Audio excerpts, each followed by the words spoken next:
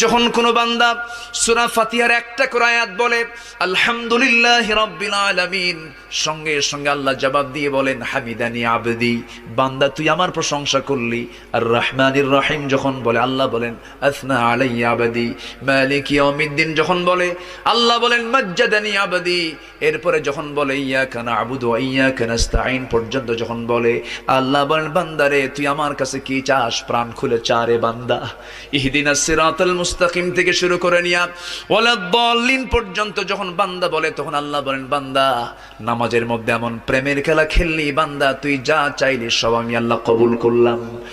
ওই বান্দা যখন রুকুতে যায় আল্লাহ তখন অস্থির হন। ওই বান্দা যখন সিজদায় যাওয়ার জন্য প্রস্তুতি নাই, সমস্ত ফেরেশতাকে ডাক দিয়ে বলেন ও ফেরেশতারা, এই বান্দাগুলো আমাকে দেখলো না, রাসূলকে দেখলো না, কোরআনকে দেখে হাদিসকে বিশ্বাস করে আমাকে খুশি করার জন্য তার সবচেয়ে সম্মানজনক